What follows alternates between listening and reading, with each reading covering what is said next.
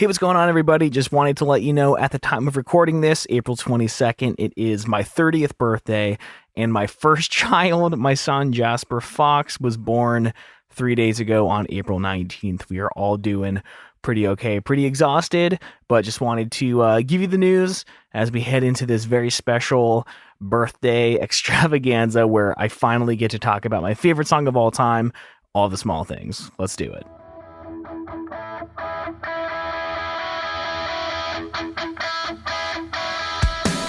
What is going on, everybody? I'm Tom. And I'm Pat. We're best friends, and you're listening to the Reminiscent Podcast. What's up, dude? What's up with you, man? It's my birthday. Well, yesterday. Yesterday was It's your birthday? All right. So as this episode goes out, I just turned 30 yesterday, and my child's due date is tomorrow. So I begged on my hands. We don't know yet if the little guy, and you share a birthday. That's still in play as of recording this. That'll be pretty cool. It'll be pretty cool. Also, because I hate my birthday so much, it would like take all of the focus off of me. I would love if we shared a birthday. So I'm rooting for it. There you go. Rooting for it big time. But me too, man. Me too. That's so huge. I know. Happy birthday. What a crazy gift potential. Yeah.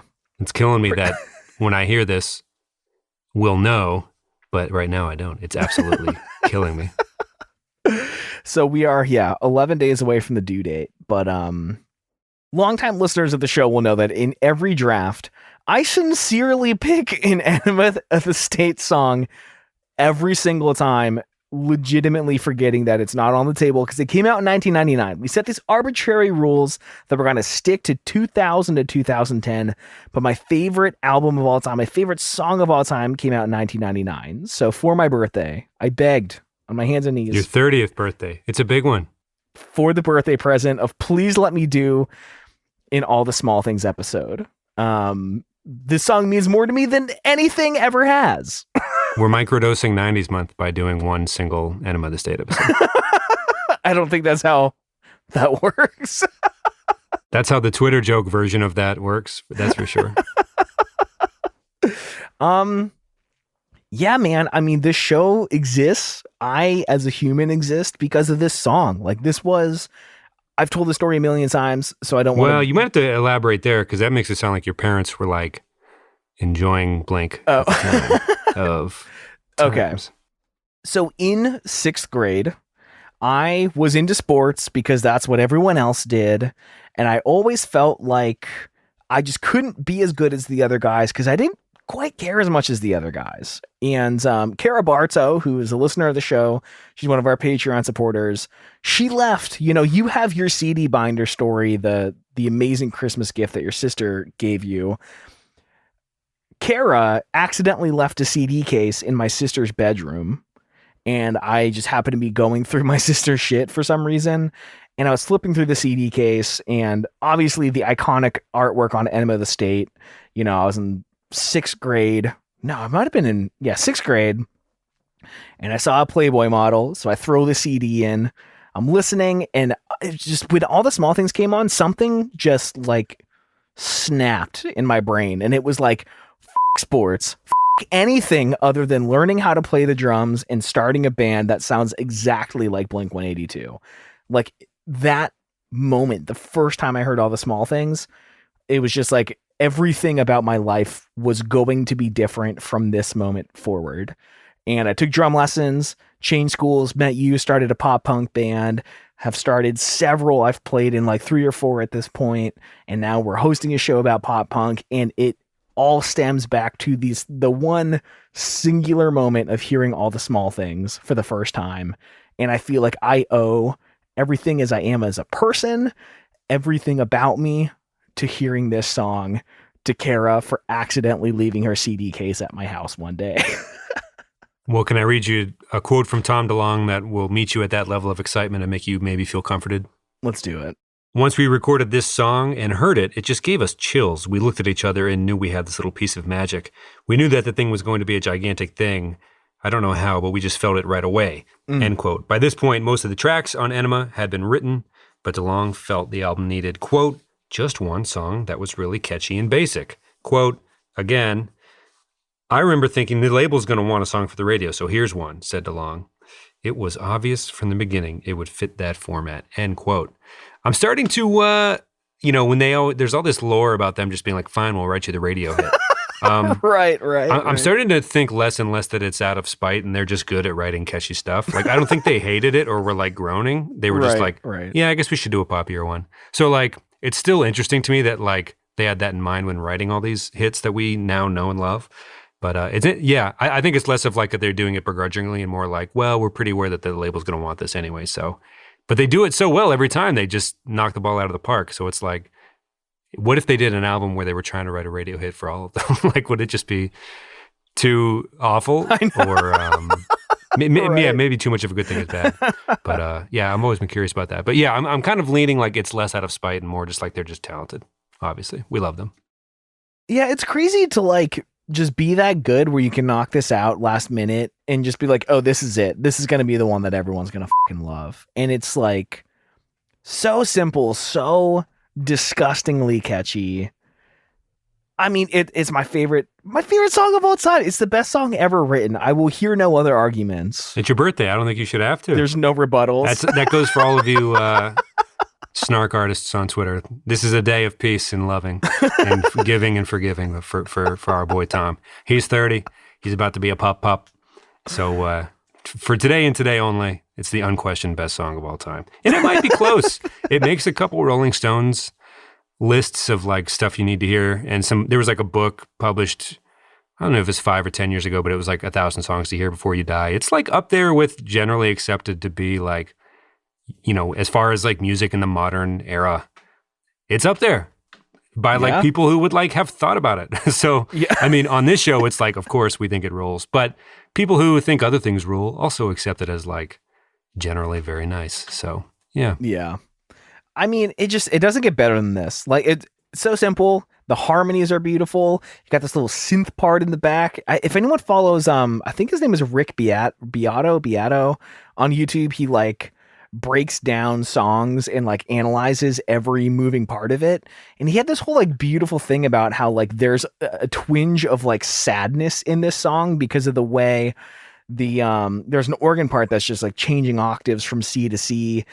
And at one point, as the melody in the rhythm guitar is dropping down, it hits a B. So we have this half tone between the two, which is like the panic chords that you hear in like metalcore music, the chords that you hate. They're like either half tones or tritones. And he's like, it's dissonant, but just for a second. And then it pops back out again into a perfect fifth.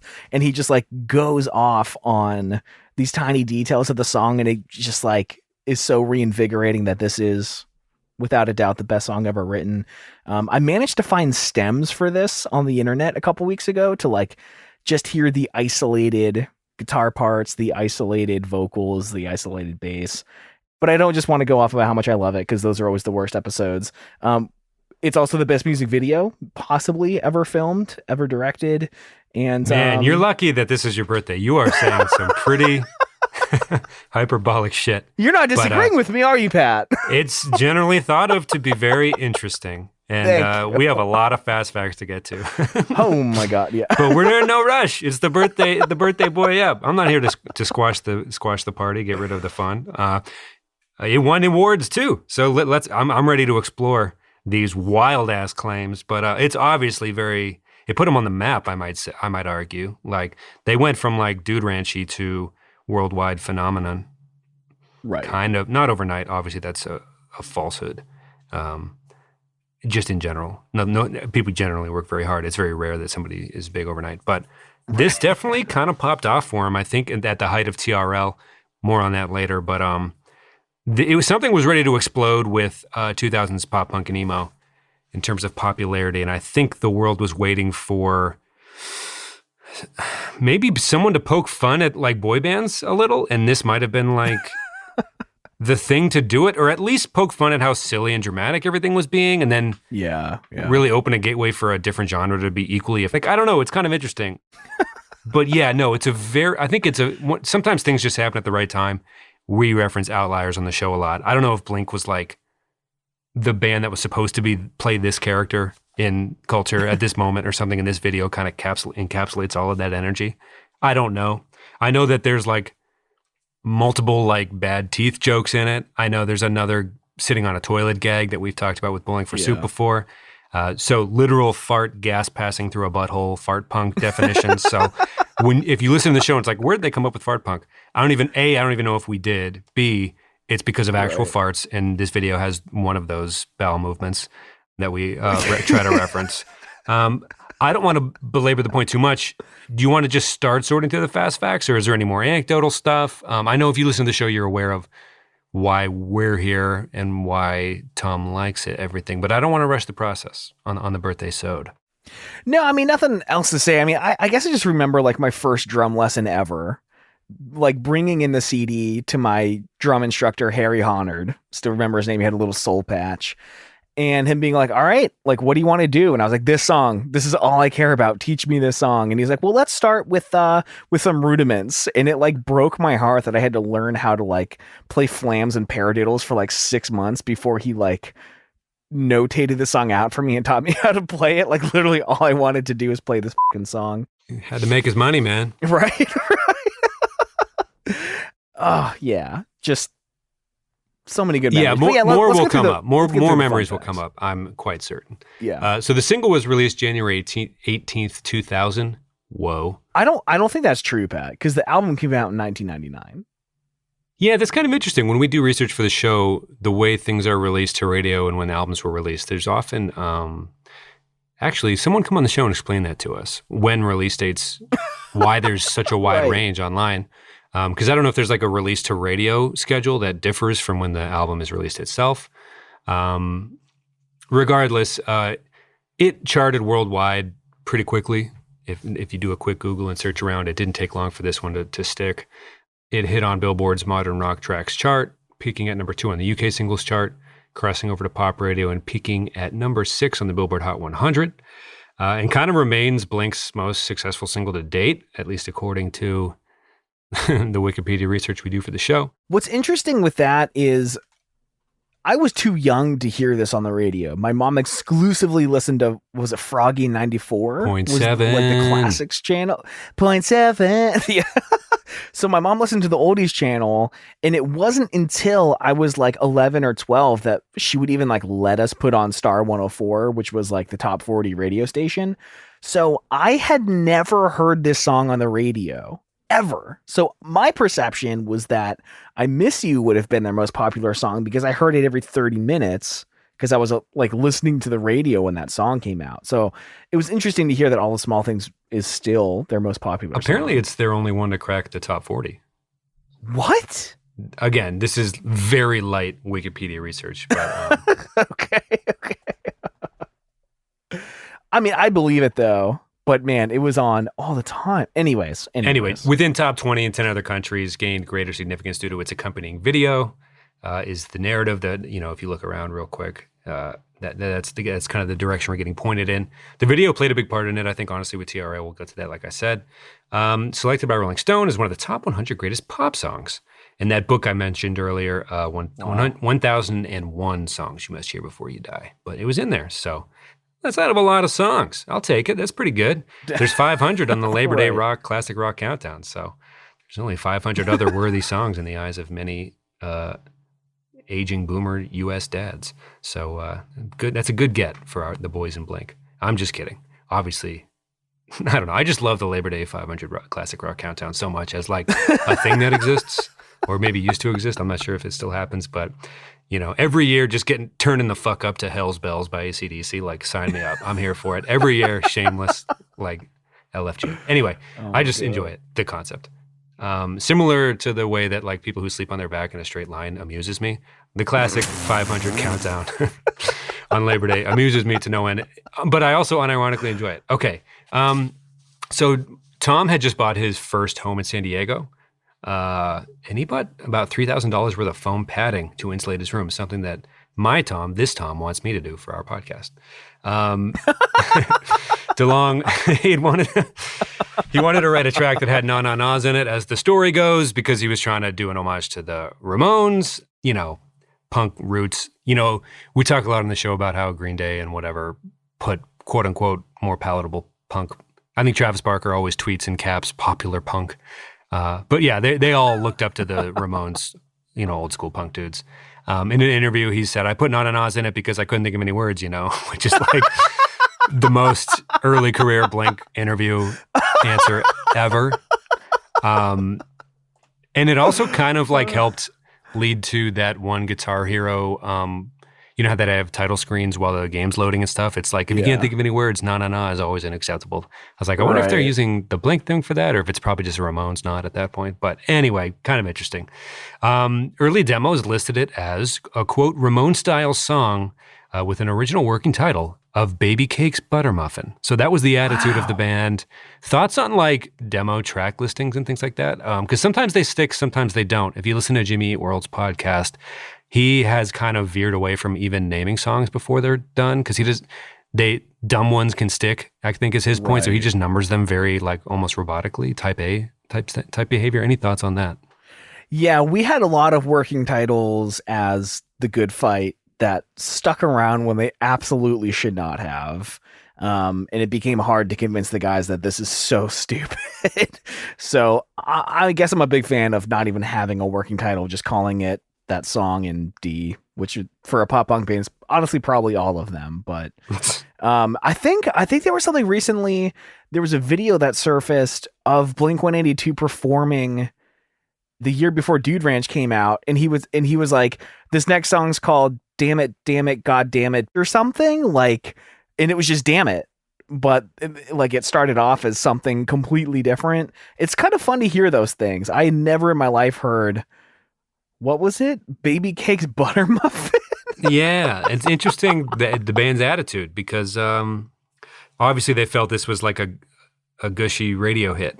But they obviously were very floored by the energy it contained as well. So it's kind of, they kind of knew, but they kind of like still liked it. Anyway, they're obviously not shy for writing to radio, and they've done it very well throughout their career. He wrote it about his longtime girlfriend, Jennifer, who he'd eventually marry. The roses anecdote is real, as the story goes. And yeah, it's one of the last songs they recorded, I guess, for the album, which is just interesting how it all came together so easily. I'm kind of getting to the end of the fast facts here, but well, at least we're trying to section off the episode a little bit. But that's most of the songwriting stuff that I wanted to touch on. I guess I had kind of known the roses thing, but it wasn't like that shocking to me. Just a guy who liked a girl writing a song. It's always interesting to me when you hear that, like, oh, that actually happened, because especially when I was listening to the song as a child, and I've mentioned this on the show before, there's like a huge separation between what you're hearing coming out of your clock radio and the fact that like actual human beings sat in a room and like wrote this song together. Like, it was just like this anomaly that came out of your speakers. And I think as a child, for some reason, especially before like the internet was really useful at all, you couldn't just like, who is in Blink-182? Like, there weren't actual people. It was just songs that were delivered to you. So it was interesting to hear that like someone actually did deliver roses. And I don't know, man, to me, that's so quaint. I love it. Yeah. And it's interesting for me from it, like some of the quotes they have where it was like, it was so simple to play. It wasn't much fun for them, but so they really weren't that excited about it. But then once they heard it, they were like, this song's fucking huge. Oh my God. Yeah. But like really when I first was learning to play power chords, this is like just, it doesn't take much. Yeah. Anyway, yeah, songs in D, a punk's guide to everything, literally everything. Okay, in pop culture, I'm just going to rip through everything. This is like a brief collection of things this song has been included in or associated with. You ready? Uh-huh. Now that's what I call music. Buffy the Vampire Slayer, Boston Legal, whoa. Charlie's Angels, the 2000s movie, Alvin and the Chipmunks trailer, Clock Stoppers, Hey-O, hell yeah! Guitar Hero 5, Rock Band, Donkey Konga. They performed it on SNL when Jamie Foxx hosted. They performed it twice on The Tonight Show with Jay Leno. That's how much staying power this had. It was on TRL for f***ing ever. It was in a Simpsons episode. And if you look at the Star Wars Spoofs by Family Guy, they get mislabeled as Sum 41 during a bit Peter has with, I don't know, fake C-3PO or something. Anyway, he sings a line from this song and claims that the Ewoks must think they're Sum 41. So, LOL to Seth MacFarlane on that one. Yeah, I think that's, so obviously it's everywhere from Alvin and the Chipmunks to Boston f***ing legal. Yeah, needless to say, everyone's pretty aware. If they're not aware of like this subgenre, which I'm sure a lot of people are, people pretty much know who Blink-182 is at this point, I think. I mean, it's just one of those things that you're aware of, I guess I'd venture to say. We joke about which bands are actually popular, like on a worldwide or national consciousness scale. Yeah. This is one of those things that's just kind of like you'd hear it at the grocery store almost. You know what I mean? Like there's memes emerging about people our age, Gen Y, millennials, kind of just now Sum 41 was featured, I don't know, in like a tongue-in-cheek dad rock.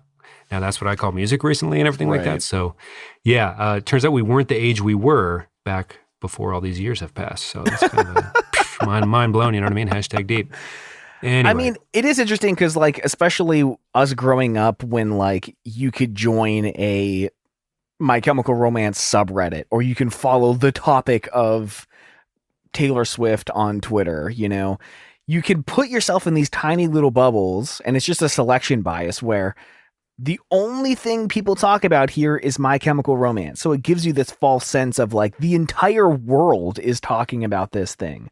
And we fall into it all the time, especially with the Wonder Years. Like this is the biggest for us, band it's the ever. Upsides, yeah. It's like, oh, you're all very aware. Like, did you all get saved by the Upsides as well? Everyone's like, actually, in terms of like the human race, not a ton of people even know that band. So right. But so whenever someone's like, oh, you do a podcast, like who do you talk about? Or like, what do you do? I'm like, we talk about Blink-182. It's like, and they're oh, I know them. And it's just like, that's going to be the one that everyone knows. Oh, I really liked that song back when I was in high school. And it's like, yeah, I still listen to it daily. Yeah. I mean, they were top 40 pop for a while. You know? You know what I just thought of? It's like, I listened to that in high school. It's like, yeah, I hated high school, but also I only want to stay in the headspace I was in. If you listen to the show, you know that, you know, I always try to talk you out of looking at it so negatively. Although we've been switching recently as to how our perceptions are, which is kind of wild, but that's really something for a discussion for a different day.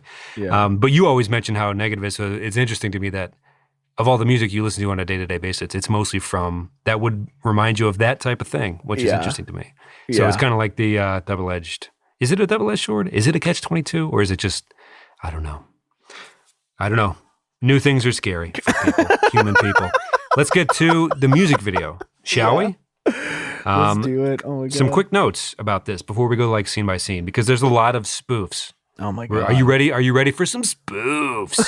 Buckle up for spoofs.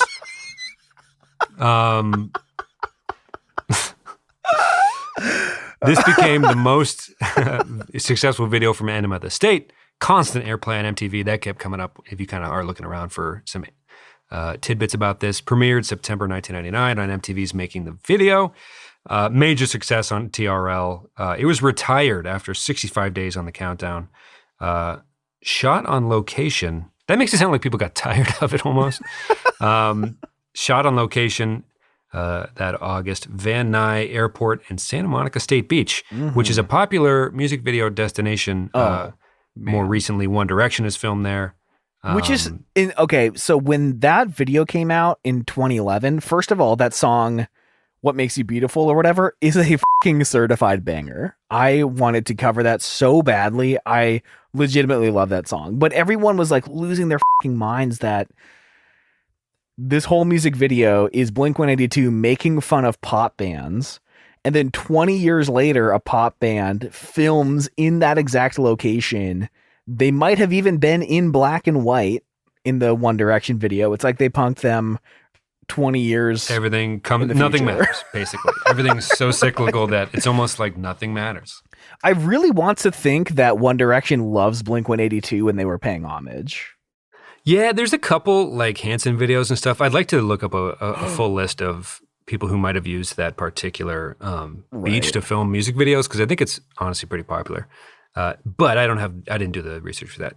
I was So watching lip a movie a couple weeks ago, and I was like, "Oh shit, that's from All the Small Things." Like, recognize those rocks. Yeah, it's kind of, I guess, obviously the coastline would be similar, and I always try to remind myself, and I'm like, that's got to be the fucking beach, man. It looks so similar to like 9 music videos that come to mind, especially ones that they're spoofing in this video. Yeah. Right off the bat, I think you noticed like a Millennium era Backstreet Boys vibe from the jump. Yeah. I would say the people who get it worst are in no particular order, Britney Spears, Backstreet Boys, and strangely, Sugar Ray. Sugar Ray gets killed in this. Like, of all the shots that are direct spoofs, they directly spoof them the most throughout. Because there's the bit where they do the viewfinder with Britney Spears. We'll get to all that. But they really hit the Sugar Ray thing, black shirts on the beach, kind of the whole time. So I might argue that, like, they go after boy bands, but Sugar Ray wasn't too far from, like, making quote-unquote alt rock popular. Yeah. Like they was kind of making fun of their brethren a little bit. They're obviously poking fun at themselves throughout the video, which we'll get to that. But it's interesting to me. I don't know. There was some commentary on that. If you like are Googling around about this video, people were like, one thing I found weird was that they kind of went after Sugar Ray, and they kind of are Sugar Ray in a way. I'm like, well, I don't know. Yeah, it's an interesting thought. So that's something I wanted to get to before we go into the specific spoofs. Yeah. But yeah, Airport, Backstreet Boys, boy band is kind of the overarching theme, that's pretty easy to pick up on. Yeah, I mean, I don't think I've ever in my life seen a Backstreet Boys video, but I knew immediately with the plane it was them. Me just knowing when you were alive, I don't believe you. What? It's impossible. That's fucking impossible. We didn't have cable, Pat. How have I ever seen? I haven't seen music videos of bands that I love. Tom, I'm not out there. Sometimes you just say shit, and I know it's your birthday. There is no way, as a millennial, 30-year-old man in the year of our Lord 2021, that you have never seen a Backstreet Boys music video. I just find that so difficult to believe. But it's your birthday? So back off. I don't know where I would have seen it. Anywhere. Being alive at the time, seeing that Conan bit where or the sketch where he makes the boy band and I don't know, it was so huge in everywhere. O-Town. There was a whole reality show just to build O-Town. I'm just saying, like, I've never even heard of that. What are you talking about? Oh my God. Yes, you have. I feel like sometimes you, and I don't want to do this on your birthday, man. I don't know. I feel like you're turning heel. But if you were alive, how do you not know fucking O-Town? You gotta. I've heard of O-Town. I didn't know there was a music or a documentary. Yeah, or making reality the band. Yeah, it was just like, what if we had a whole show where we just make a band? And they called it Making the Band. I was like, what the f***? We're all getting punked. Anyway, that Conan sketch is an all-timer for sure. That's neither here nor there. Maybe you haven't seen one start to finish. It doesn't really matter. But as soon as you see this, if you were alive at the time, you're like, yeah, I pretty much know what they're going for with the group dancing and the matching outfits and things like that. There's kind of maybe like an edgier one, and there's maybe kind of a sexier one. Then there's one in the front that's the quote-unquote symmetrical one, I guess. They all play each of those roles throughout the video, I guess. Yeah. I'm not sure. Thoughts on the dancing? Thoughts on, well, how about this? Thoughts on Tom's lip ring? Because they're not straying too far from kind of just who they are in costume. Okay. I've had my lip pierced twice. Once just out of right before the end of senior year in high school, and it just never healed right. And then I tried it again freshman year of college. I wanted it so badly because of Tom DeLonge. I started stretching my ears because of Tom DeLonge. I know I have photos where he does that like lip snarl thing, which I noticed recently that Melissa on Twitter like changed her profile picture to that, and I was just like, Tom DeLonge! Like immediately I had a profile picture doing his lip thing, and like the lip ring came out on the once. Oh my God, man. It's just so him. I don't know. Like, what's not to love? The dancing is kind of a lackluster, but still kind of choreographed enough where there was some effort, but not too much. There's like a very fine line to walk between like, we're doing this in definitely like a tongue-in-cheek way, but there's like a little bit of choreography going on there. Yeah, they're doing like the little like hand down thing, and then the real slow snap up is so funny to me. It kills me how low effort, I guess. Yeah, if you look at some of those early like in sync television appearances where they go on like daytime television. It's kind of their first like national TV audience. The like militaristic synchronized kicking that they do is not too far off like complexity wise from what Blink's doing in this video. And it's without like a proper sound system and like whatever effects or camera work, say of like just a normal daytime television show, like the speed and tone of like an Ellen. And they're just like kicking and sweating and you're just like, this is fucking so silly. It's so strange. I feel like whatever K-pop's doing now is just miles ahead of whatever 90s version of like group choreographed dancing is. Like I feel like if you're young today and you're, you know, you need that type of, or pop is, you know, because we had 90s pop. It's all great. I saw a Spice Girls performance on SNL. A clip came up in my timeline. But it wasn't, at the time we were kids and it was like, okay, yes, this is amazing. I love this. 90s, fun time to grow up in. I think everyone is like, yeah, the decade I was young. That's when the decade that was great. Old man yells at Kill Loud type stuff. But yeah, I would say kids would have it better now if they're looking for pop. There's a ton of options and the choreography is like insanely better, I might say. But I think my larger point here is Blink's not doing that much worse than like the actual choreographed dancing at the time. It's come a long way. I took too many words to make that point, but that's my point.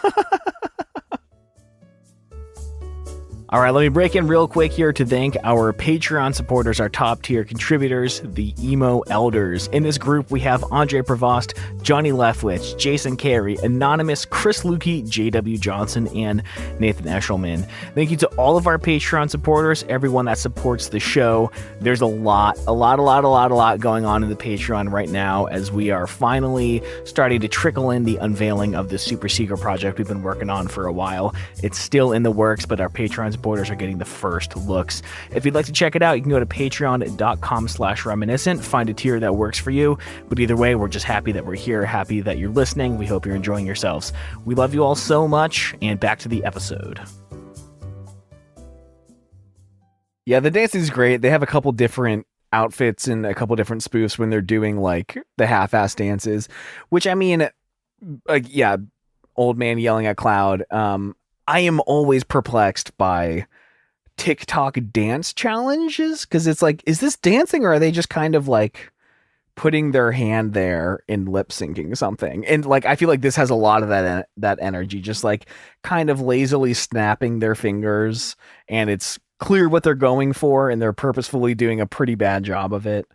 The perfect video, But they are working the camera. They do appear maybe perhaps for the first, because if you look at the Josie video, they are sprinting around, going gaga over Alyssa Milano, and they look like teen boys with purple hair. Yeah. In this video, Tom DeLonge is winking at the camera. They're a little more grown up. Not that they aren't still fart punky with the toilet thing that we'll talk about later, but I don't know, a couple of winks at the camera, a little bit of more comfortability. I think they really do, like, on a real note, on a real level, are coming into their own in this video. And I think that's why the video works so well, is there is kind of a, like, not to be too fake music journalist about it, but there's kind of a raw confidence going on. I don't know if you picked up on that, but like Tom was very ready for this moment, it seems. Yeah, I mean, I think on watching it today, especially, going back to like Josie, when they're just like, that is like the fartiest of the fart punk. They're doing it here, but it feels a little more elevated in a way. Like there is a confidence to it. There is a part of them like not being overly goofy because they feel self-conscious or something. Like they are owning that this is their style or whatever. And it shouldn't work as well as it does. Like definitely greater than the sum of its parts. Yeah, but it comes together to be great. And one of those parts, moving right along, nice. The colorful pajamas shots. We get our first teeth gag. Tom has a big old, something you might win at Chuck E. Cheese if you didn't do that well, hanging right out of his mouth, looking silly. This is a spoof that is a little harder to track down. A lot of the blogs that try to track the spoofs in this video placed it elsewhere. I had it as TLC's Creep, based on the pajamas and the colorful pajamas. Maybe I was looking in the wrong places, but to me, this is pretty clearly a TLC thing. And I think they might have just spoofed it because it's a very hilarious, colorful pajama thing and less of a TLC thing. I don't know if you had a thought on that. I didn't know what a few of these spoofs were. Oh yeah, no, this was heavily like looked up. And Tornado Shank, shout out on Twitter to Shane, who helped us look up some of these kind of on a whim. He saw one of our tweets and was like, oh, this one's 98 degrees, which we'll get to. But so thank you very much for that, Shane. Yeah, I had to look this up. I think it's TLC, but I think it's more of like a, hey, we just need a shot with them in colorful pajamas. But also, because I mean, like, they're making fun of Backstreet Boys and Britney Spears. Yeah. I don't think they're making fun of TLC. They're just like, hey, this is a cultural reference. So not all of these are like, Right. like biting satire. You know, this one's just like, oh, okay, yeah, that works. Okay. Here's my quick guide to black t-shirt spoofs in this video. Are you ready? Let's do it. If they're on a beach,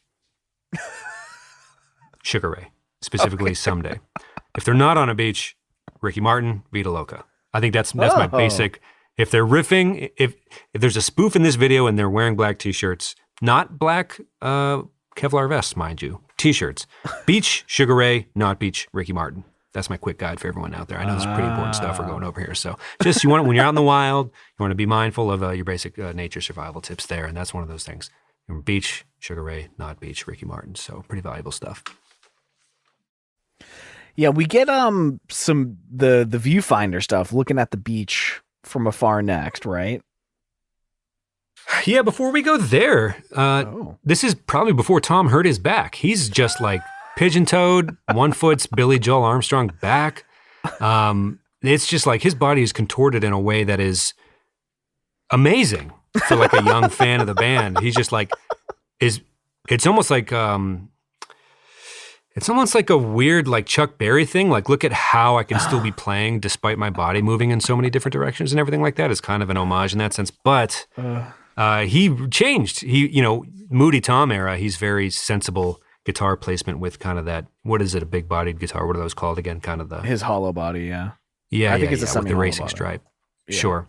But yeah, at this point, he is still slamming away on that baby blue that he had from the origin.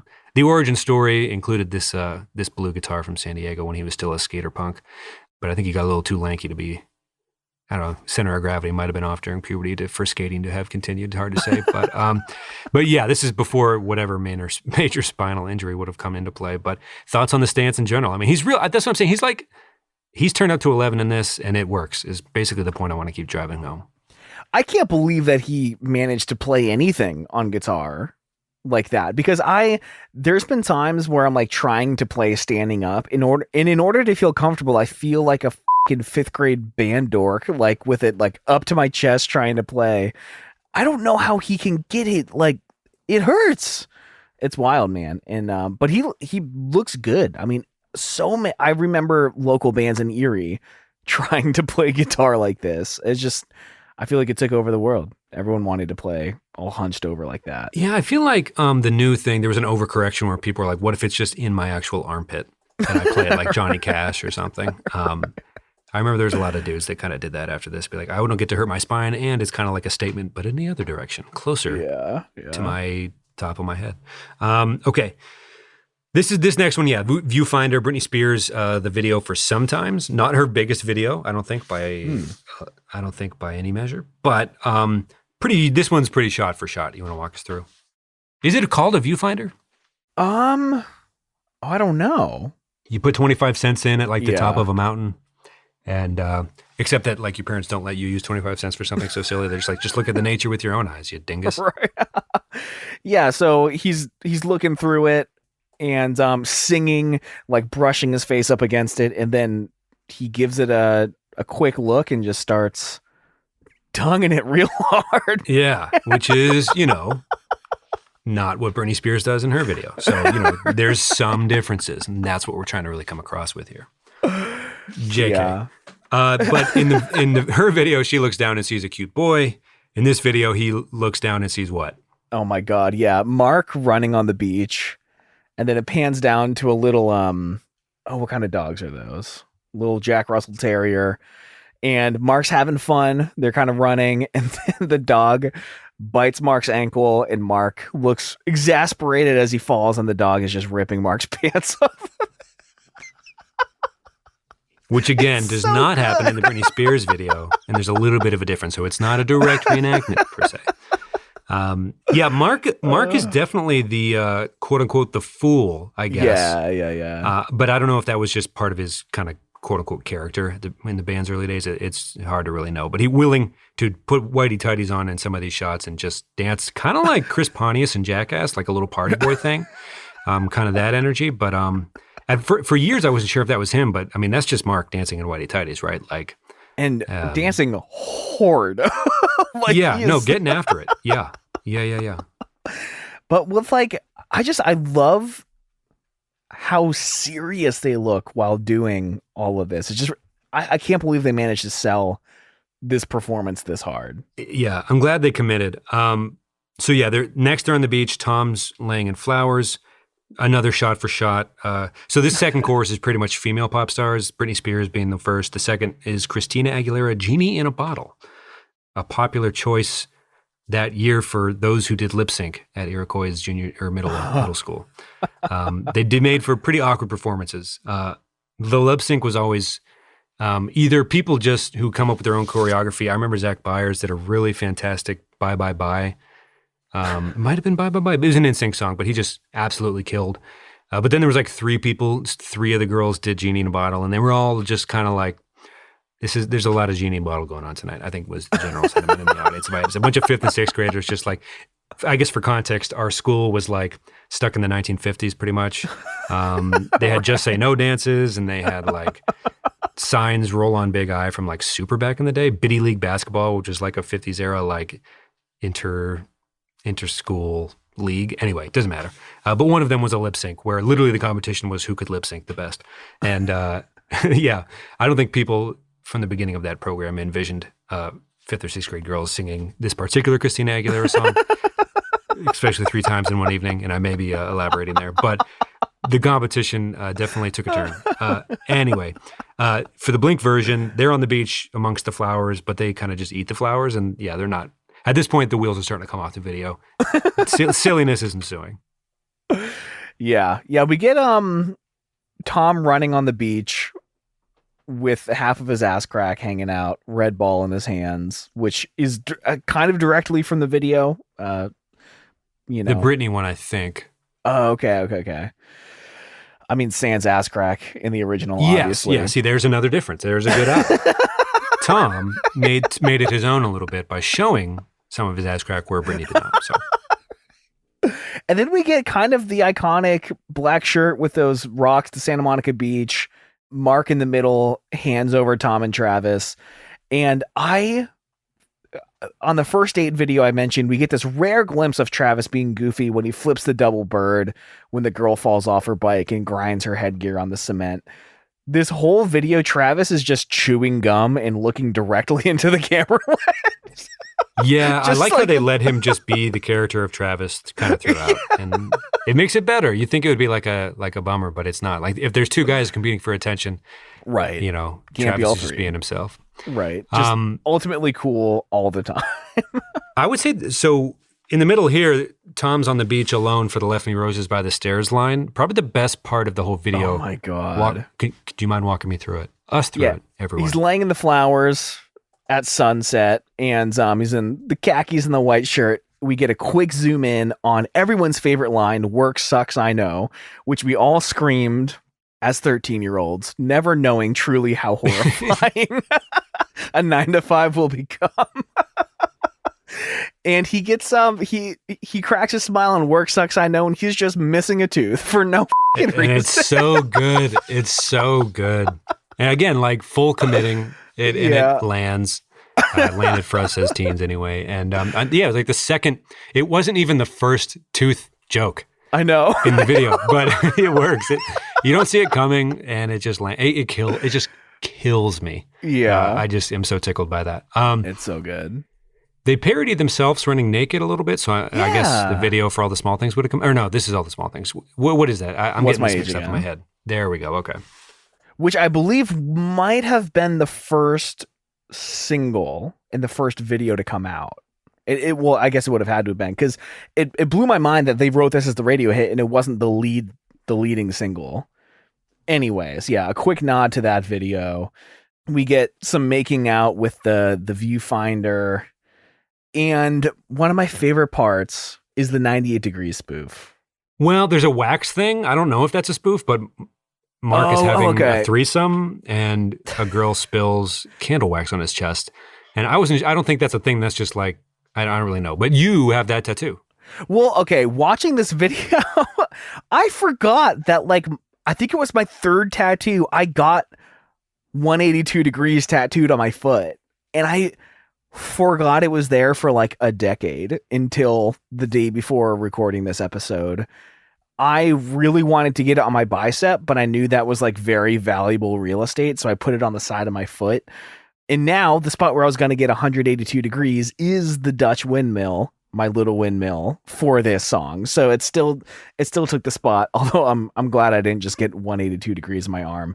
But yeah, he shows it off. A girl's rubbing it, takes his shirt off, and when Mark's not paying attention, she just dumps like hot candle wax on his chest, and he like yelps in pain, assumingly. And I don't know if it's a spoof, but it's super fucking funny to me. I had no concept of what that was when I was a kid. Didn't know there was like a, sexual connotation to that, but so funny to me. So funny.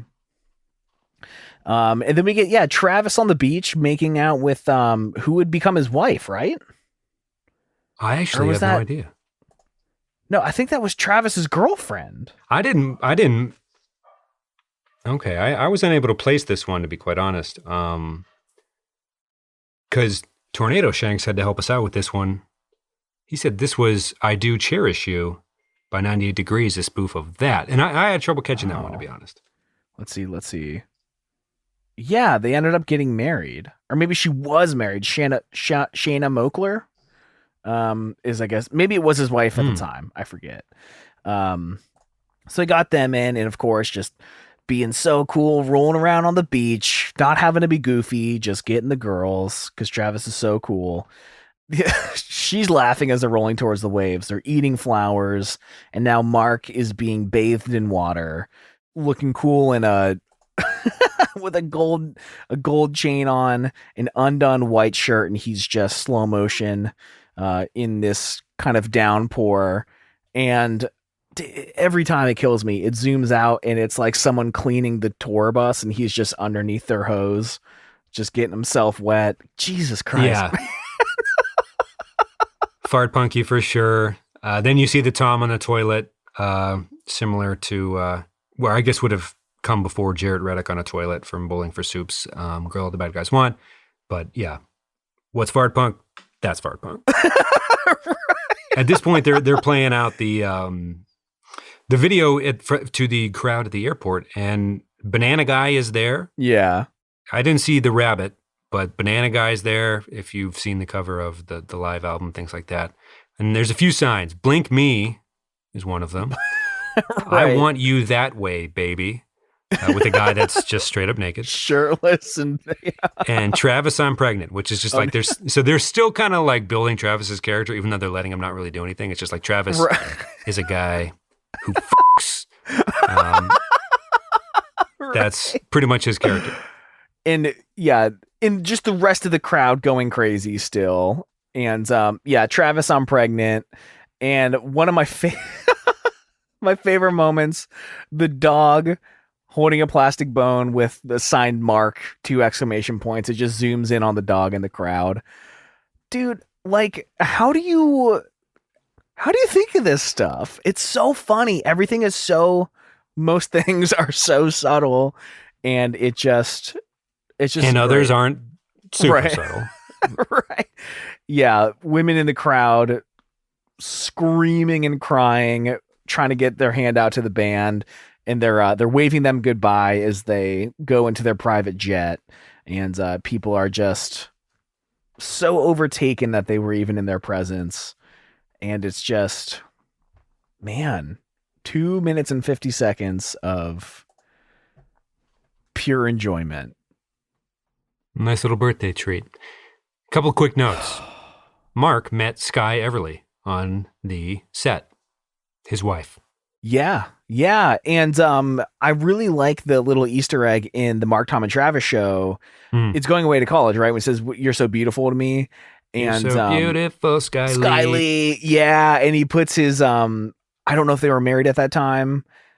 I think they would have been into the song, and that's so nice. Oh man, Yeah, it's he said Tom used to joke with women.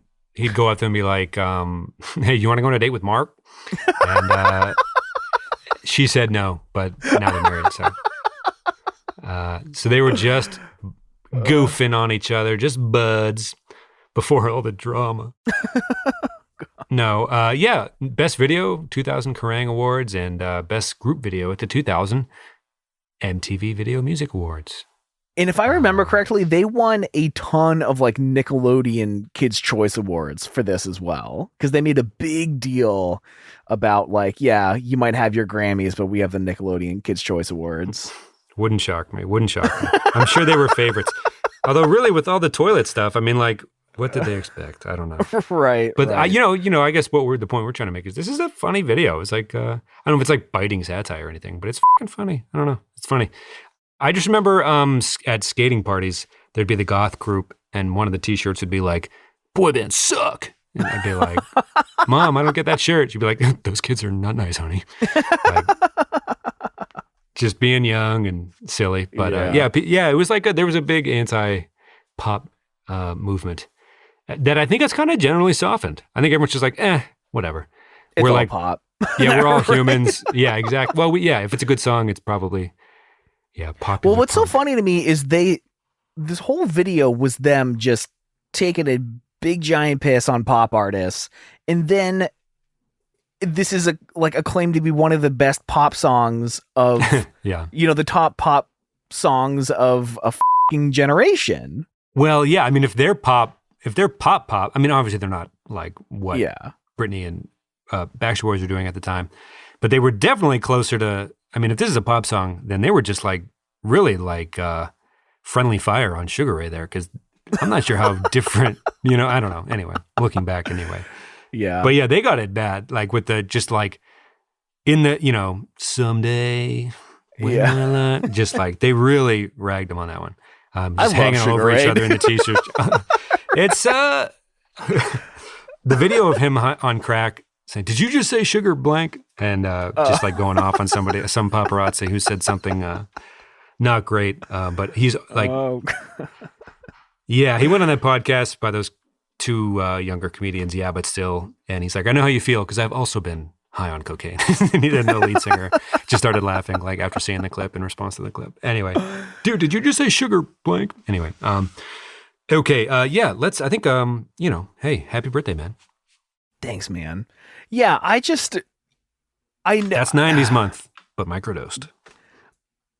I am often frustrated that I am usually being sincere when I say stuff, and there are people that just think I am, I don't know, trying to take the piss out of something. And like, when I say like All the Small Things is my favorite song ever written, people are like, "Are you fucking serious?" Like, I remember someone criticizing it that the chorus was na na na, and the Beatles said na na na all the time, and they could still be the Beatles. Why can't Blink-182 say na na na and write one of the best songs ever written?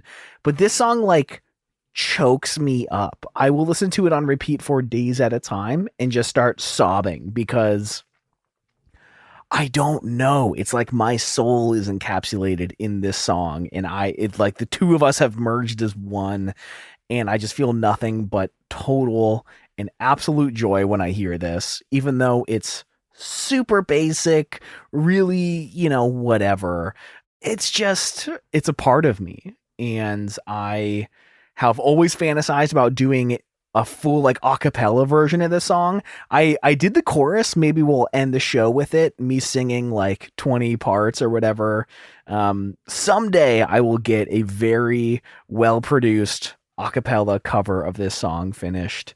It means so much to me. I appreciate you letting me do it, even though it doesn't fit the era. But also, this is like the most 2000s album ever written, so why don't we?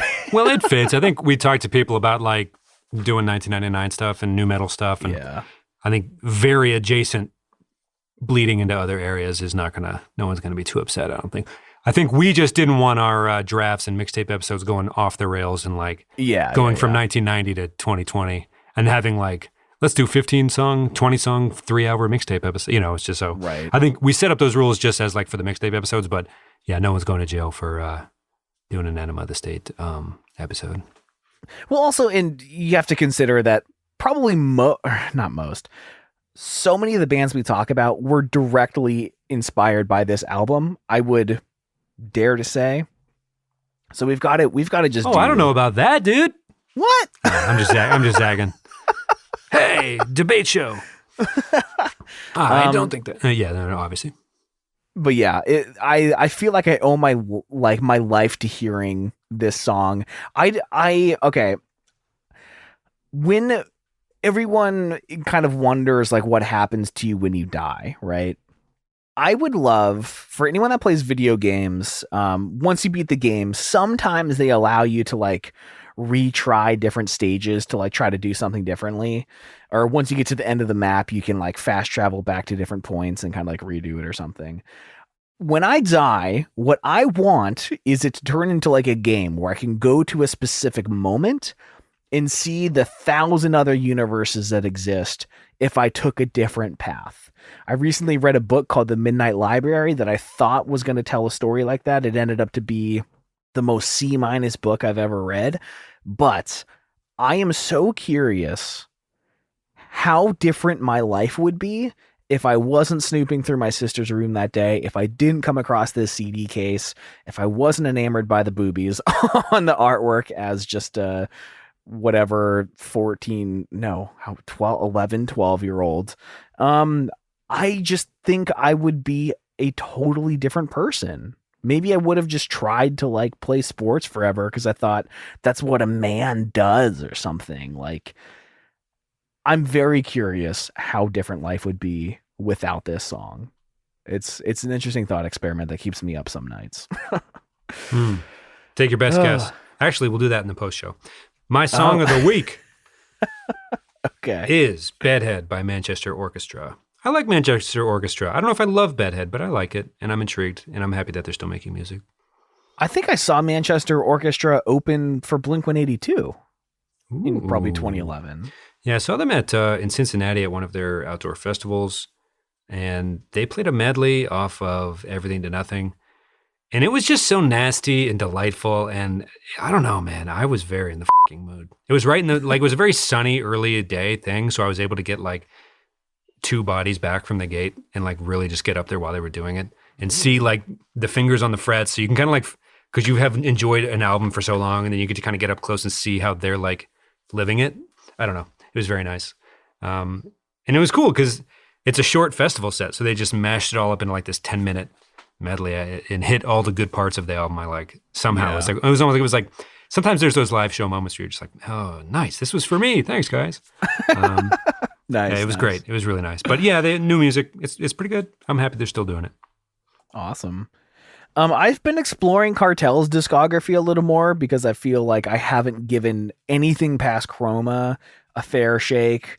And I came across the song The Perfect Mistake.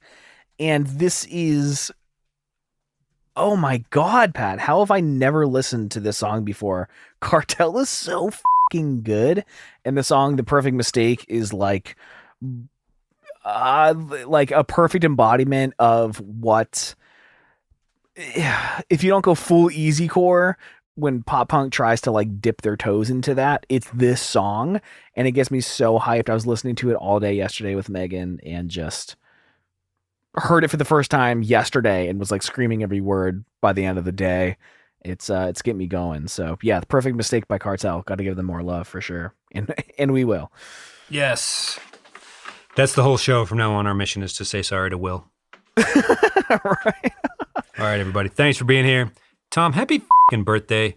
And if your son has not joined us yet, I hope he does soon and safely. I am so over the moon excited and happy for you. And, I don't know. I'm going to miss you because we're not going to record for like a minute because obviously that's a pretty big life event. But yep. Happy birthday, man. It's been a fun ride. And we will, based on the Twitter mentions we're getting here on April, whatever today's date is, there's a desire for Christian screamo metalcore. So maybe during the the baby hiatus, we'll get really into Flyleaf or something. Who knows? Right. Yeah. Well, thanks, man. Gonna be life's gonna be different moving forward. So we'll see how that all pans out. Yeah, we got one more to record before the quote unquote, too much inside baseball. We love you. Thanks for being here, everybody. Yep. Love you all. Bye. All right, thank you for joining us this week. I'm so thrilled that we finally got to talk about all the small things in Enema the State, my favorite song, my favorite album of all time. Please tweet at the show at _reminiscentfm.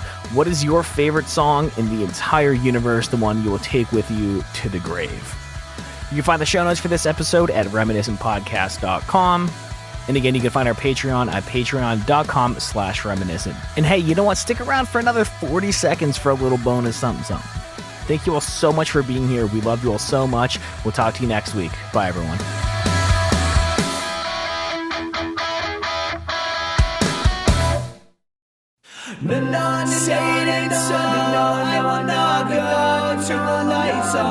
Carry me on, keep your head still. I'll be your thrill. The night will go on, my little wet